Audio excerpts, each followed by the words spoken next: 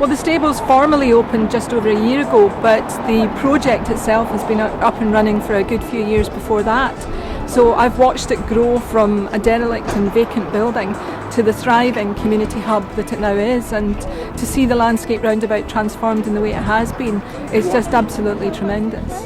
People from Milton, Boswell Park, Godder, all round about, Summerson, all sort of have come here, and it really derelict for years and years.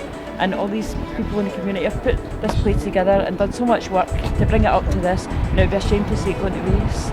I've been here 47 years and this place was an absolute break. And I've got to admit, when I heard it was getting renovated, I thought it'll never last. But I've got to admit what they've done, fantastic. We've got nothing in Lambhill. This is fantastic. And through time it encourages a lot of people, but they need support and they need money to keep it going.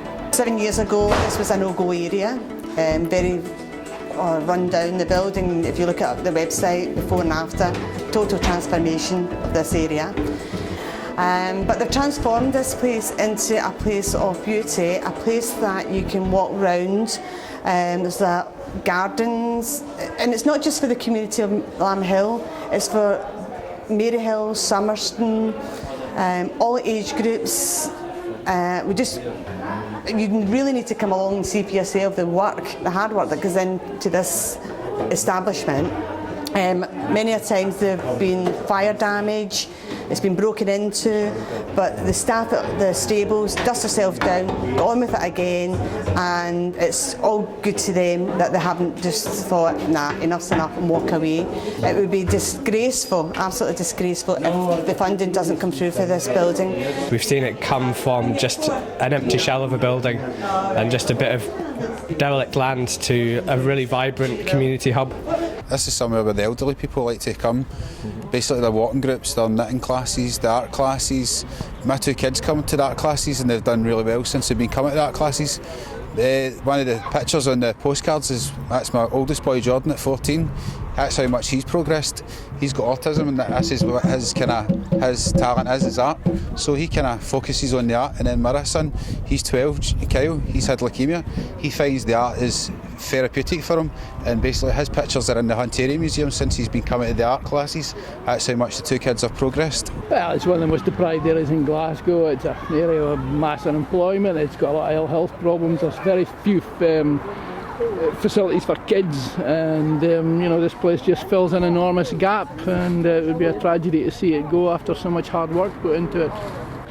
Well, the application to the Climate Challenge Fund this year was not accepted, and that's a very, very disappointing outcome. We had hoped that, given the amount of work that had been done with previous funding from that particular fund, that it would be renewed this year and would allow the stables to build on the good work that's already happened and to make sure that it goes forward and is the vibrant local community facility that it currently is and that you can see round about you.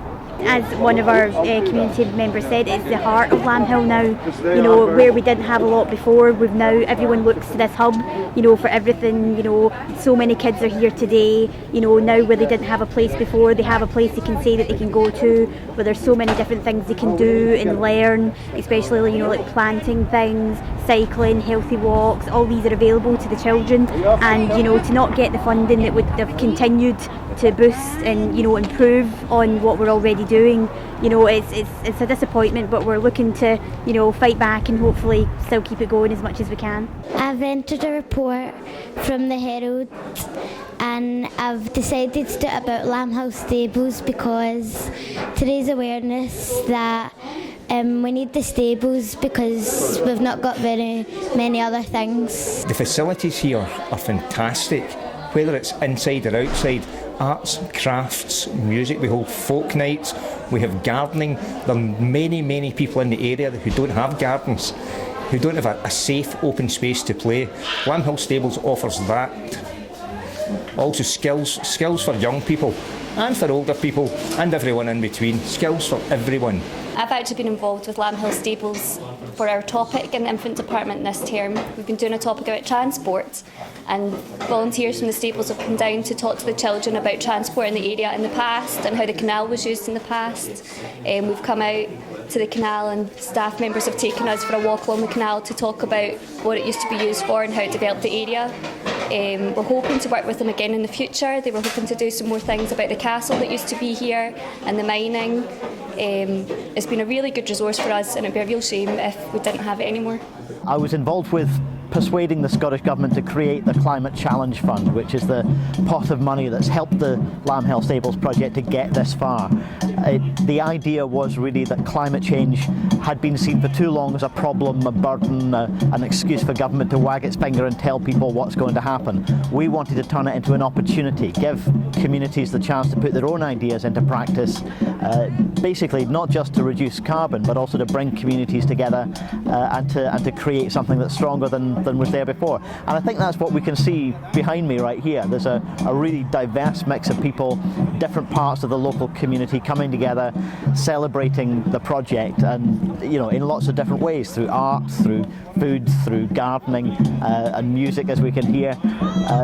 It's the kind of project that Scotland really should be supporting if we care about strong communities that can manage a transition to a low carbon Scotland in a way that's in everybody's interests. My name's Mary McCambridge and I'm a local resident of Lambhill. I was born and bred here, and I want to say that it would be criminal if they let this building and this project go by the wayside. Everybody's put in so much work to it, and it's brought the community together again, and I just feel it would be, I can't understand why the powers to be would not pay these lads wages to keep this going. They've dedicated, they do more work, they don't work 9 till 5, they work 9 till 9 some nights, and for me it's brought a new lease of life. And even it's keeping older people out doctor surgeries, keeping young people off the streets and not vandalising. There's a sheltered housing complex 2 blocks away from here. They were quoted £4,000 for snow clearing, and Lambhill Stables did it for £60 a time. Now you'll be lucky over the year if that comes to £200 or £300, and they were quoted £4,000. So this is the work that they do for the community. Very, very valuable, and we'd love everybody just to support us. They do so many different things. Obviously, they've regenerated the building itself, the stables, which when I first met them was still a building site really, and it had been a shell before then. So to see it kind of filled with people like it is today is it's fantastic, and that's all down to the dedication of the staff at Lambhill Stables. Obviously, apart from that, they've got the allotments, which employs a lot of volunteers and people from the local area. Also their gardens, which is along the same lines, plus their art. They've got art classes, they've got their history and heritage group, they've got their walking group, they've got their photography group. It's just a hub for so much activity in the area, and for it to for their core funding to be cut and basically for the building not to be able to be opened is just, it's going to be such a loss to so many different people. Well, this isn't a cutback. In fact, I think the Climate Change Challenge Fund, which is a very long and unwieldy title in itself, is actually undersubscribed. There is actually money there, but it has been decided that this project, for some reason, doesn't quite fit the bill. I think that can be challenged, and that's what we hope to do. If this was to close down through lack of funding, the Scottish Government would have an awful lot to answer for.